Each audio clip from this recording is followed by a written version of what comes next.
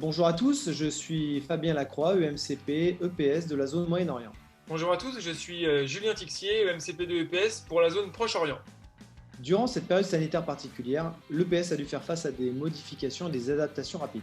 Ce contexte particulier nous a invités à maintenir le lien entre nos élèves et la pratique physique tout en assurant une continuité pédagogique de manière sécuritaire. Deux types d'enjeux sont apparus pour nos élèves. Tout d'abord des enjeux sanitaires, c'est-à-dire leur permettre de conserver un mode de vie actif et également les encourager à la pratique de l'EPS malgré le contexte particulier de l'enseignement à distance. Il y a également des enjeux pédagogiques. Il s'agit ici de continuer à apprendre en EPS, c'est-à-dire leur permettre de développer des compétences disciplinaires et transversales comme la coopération, les méthodes et outils pour apprendre, la notion de santé ou encore la culture sportive, physique et artistique. Ces enjeux ont vraiment guidé l'élaboration de notre document interactif. Ainsi, nous avons imaginé nos ressources à travers 4 grandes thématiques. Se déplacer, se cultiver, se relaxer, danser, autant d'objectifs capables de relever le défi de l'enseignement en EPS à distance. Mais ce n'est pas tout. Ce document a également un objectif de développement professionnel. N'est-ce pas, Julien ? Merci Fabien, tout à fait. Au-delà de la continuité pédagogique, pour les élèves, ce document a également un intérêt de développement professionnel pour l'ensemble des collègues de nos zones. Nous avons d'abord tenté de répondre à une certaine urgence en proposant des situations clés en main qui permettent d'assurer la continuité pédagogique et de faire participer les élèves. Par exemple, un défi de danse avec un classement international des meilleurs scores. Dans un second temps, nous l'avons également pensé comme un outil de développement professionnel en favorisant l'appropriation du document et de son adaptation au contexte local par nos collègues. Nous sommes en effet persuadés qu'un enseignant est d'autant plus efficace qu'il engage ses élèves avec des ressources originales et adaptées à son contexte d'enseignement. C'est d'autant plus important à distance que le lien avec les élèves est parfois ténu et tous les moyens sont bons pour lui donner du sens. 3 enjeux pour l'enseignant ont accompagné la création de notre plateforme. Accompagner les collègues dans la mise en place d'une continuité pédagogique et de nouveaux scénarios intégrant le numérique, réinvestir ou créer des scénarios pédagogiques numériques au service des apprentissages et fédérer l'équipe éducative de l'établissement autour d'un projet commun ambitieux. Nous avons fait le choix d'agréger ces propositions d'activités et de ressources sur une même plateforme interactive. Fabien, pourrais-tu nous en dire un peu plus ?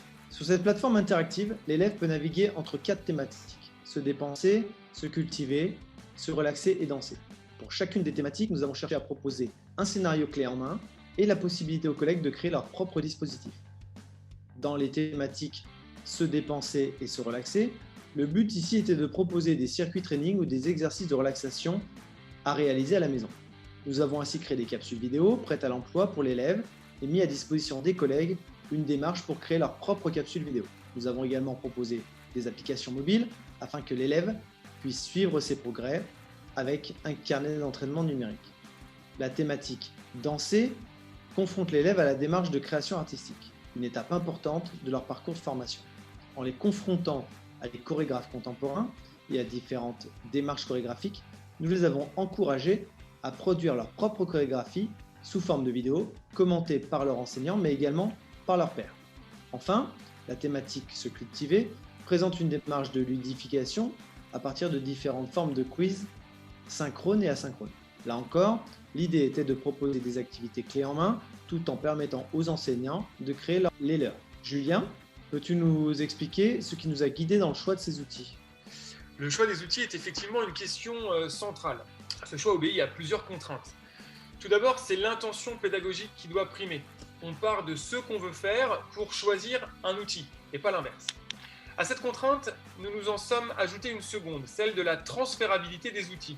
Il était pour nous essentiel de permettre à l'ensemble des collègues de pouvoir facilement s'approprier les activités pour en proposer d'autres, adaptées à leurs élèves et à leur contexte d'enseignement. Par exemple, lorsque nous avons encouragé les collègues à créer leur propre capsule vidéo, nous avons mis à leur disposition des ressources libres de droit. Nous avons ainsi participé à une diffusion d'une véritable littératie numérique. En conclusion, nous espérons que nous avons favorisé chez l'élève une pratique physique sécuritaire et autonome, tout en leur permettant de continuer à développer des compétences disciplinaires, transversales et numériques. J'ajoute à cela que cette période si particulière pour l'EPS a malgré tout permis aux enseignants de prendre du recul sur leur pratique et de développer leurs compétences numériques qu'ils sauront, on l'espère, réinvestir dans un contexte d'enseignement ordinaire en présentiel.